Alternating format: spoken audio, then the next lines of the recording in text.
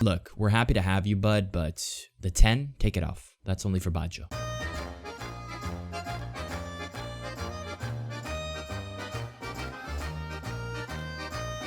Greetings! Welcome to another episode of the Italian RTG. And as you can see, obviously we did pick up this orange Insigne. I'm not even going to mention the promo because the promo itself was just so bad. But I was probably the only one happy for this. And on top of that, probably even the only one happier that this was an SBC. The reason I'm happy for that is because, you know, there's a lot of things I can't do with fodder. So anytime there's an SBC, it's kind of like a free no-brainer upgrade where it doesn't affect my coin balance, which, as you can see, allowed us to go all in, balls deep for base Maldini, something we needed. I feel bad because Giorgio Chiellini is Giorgio Chiellini, but blame EA for not giving him the respect he deserves, and maybe potentially in the future we can bring him back in. Obviously, Sandro Tonali at the other center back position. I think someone commented, "What are you smoking with Tonali at center back?" And I'm smoking that good stuff, brother. But at the end of the day, it's something that kind of works, man. It kind of works, and I'm just sick and tired of playing with Bonucci or something like that and just get shit on. So with Maldini and Tonali, let's see if it's ideal. Probably could be a bit risky with the lack of chemistry, but it's something we're going to have to do. But yeah, overall, 2 additions to the team, even though Insigne will probably not last the entire year, because eventually we want to get the likes of Zola. We want to try mid Del Piero. I mean, I've wanted to try mid Del Piero for so long. That guy's got one of the best images on a card ever, and I never thought I'd say that about any card. Anyways, instead of, you know, doing the right thing, and that is going into rivals, because we always procrastinate our 7 rivals games, we decided to go into the champs playoffs and get those over and done with. Let's see how the team sort of reacts with 2 new additions, especially defensively. Obviously at the back, no news equals good news, right? Here as we play Scarsenal, which is a nice little pun for you English people. You know, he uses the word Arsenal, combined it with the word Scarso, and together it becomes Scarsenal, right? And that means trash, basically. It basically means trash plus Arsenal. So he would then proceed to not be trash. In fact, he was quite generous and gave us the free win. We take those anywhere. Appreciate it, buddy. Maradona, Gattuso. Okay, next up. And like I said, the less we see defensively, the better, right? I don't want to be putting here highlights. Oh, look at this Maldini tackle, because defensively, I think the best player reviews are the ones where you have no highlights, because that means things are working. If you don't have defensive highlights, it means there's no gaps. It means the team is clicking.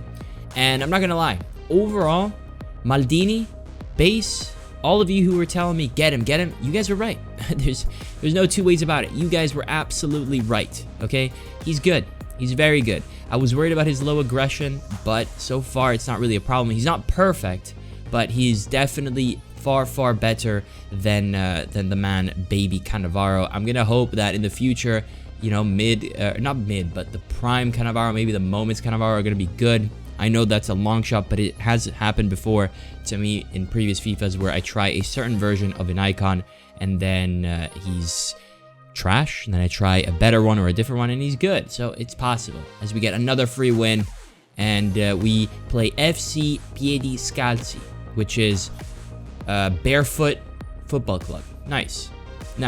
Well, I hope he does not get stepped on in this game. 2 reds with Depay, and the other guy, I forgot his name. And then we got Barella with a nice little skill move. Super simple goal. Super simple. When things like that happen, it's a beautiful thing. Again, Insigne, can we get some highlights? Obviously, dribbling felt good, as he always does. And this is an unreal finish by what is becoming my favorite player in the game, Zaniolo. And obviously, you guys will know that that's because I'm a Roma fan, but it's weird, man, because at the end of the day, as Zaniolo buries yet another one, it's not like he has achieved anything in real life, right? So he started off very young, picked up by Roma by chance, by pure luck, in a deal that sent Nainggolan to Inter in his dying years, and we picked him up just literally by luck and chance. And he was a monster from the start. Personality, just that freedom that youngsters usually have when they don't give a damn and they just play and they just let things go.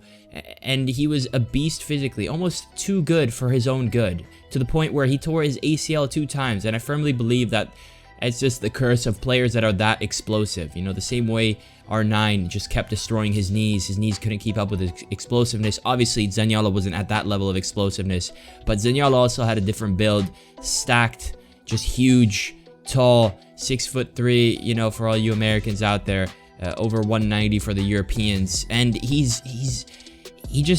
was super unlucky and tore his ACL 2 times. So now it's going to take a long time for him to get back to his level, if he ever will be. I think people are way too quick to judge. I think anyone who's played sports will know that any injury, by that matter, will break a rhythm to a point where you need time, let alone an injury that causes you to be out of football for 2 years. 2 years. We don't talk about that shit, by the way. So I have my hopes for Zaniolo. He just, as a Roma fan in the darkest times, he gave me dreams and hopes. But obviously, let's not get ahead of ourselves. There are players like Totti and De Rossi in the history of Roma that will always be way ahead. But I just felt like we needed to give a little background. I've seen some disrespect in the comments for IRL Zaniolo without taking into account all the factors, and I feel like that's a bit rude, boys. You know, these guys are actual humans. We're not playing a video game in real life. It's a lot different. Here, we get lucky, but our opponent also gets a mistake, and Barella was a bit of a sniper today. Nice shot there. Insigne combines with Chiesa, and I know we didn't see too much of Insigne. How about this, by the way? Double post from Di Lorenzo. Pretty realistic, though, to be fair, considering what we saw in the qualifiers recently. I know he scored off a free kick, okay, but let's be honest, man. We were in trouble the moment we saw that our attack was going through Di Lorenzo's feet, primarily through these qualifiers in real life for the World Cup. Here, Insigne, again, gets super lucky, but this is what you can expect of him.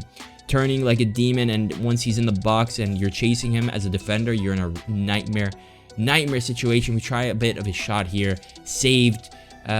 Maybe expected a little better off his shooting, but he didn't get a boost, and I think that's what most people were complaining about. We wanted to see more of a shooting boost on him rather than having the guarantee that eventually he'll become 99 pace. We don't really need that on that card. He's already explosive. He's already super fast. He doesn't really need 99 pace. What he needed was 99 shootings, but perhaps 99 shooting Insigne at this stage of the game, or I don't even know when the 99 boost happens, but a potential 99 Insigne might be a little too good to be true here. Good team play, obviously get a little things going our way. Zaniolo gives the assist. Nice dummy here from Baggio. The space is there, man. The space is there, and it's an easy finish for Chiesa. Man, that is a little forgotten on this series. Let's not forget where we came from. The man who carried us, the man who was our everything and anything at the start. So we won't forget him. This is beautiful. This is beautiful. Not really how the ball got to him, but that shot was just nothing short of divine. And obviously, as you guys can see, we went 8-0 in the playoffs. So the new team is working well. However, tomorrow's test with Rivals rewards and trying to play 7 games in one sitting, or getting 7 wins in one sitting for the Rivals wins, will be the true test of the team, even though we did obviously begin a new season, so we were dropped from Elite to Division 2. But the packs were nothing special, as you can see, just showing you guys the boards or lack of boards. We have a Lazio player here, pain in my soul, and we do finish, however, with a walkout. You see that Brazil, you see 4 flares, you hope and dream of a Neymar, but it's Alisson, just to remind me that I'm only going to make 30k from him, and that little inkling of reminder that Roma picked this guy up, and we used to have a cracked keeper, and we had to suffer with basically no keeper for 2 years after that. So with that said, I hope you guys enjoyed this little midweek episode. We got another midweek vibe episode tomorrow with the Rivals games, and then we do it all over again in Champs. Hope you guys enjoyed, hope you guys are well, and I'll catch you guys next time. Peace.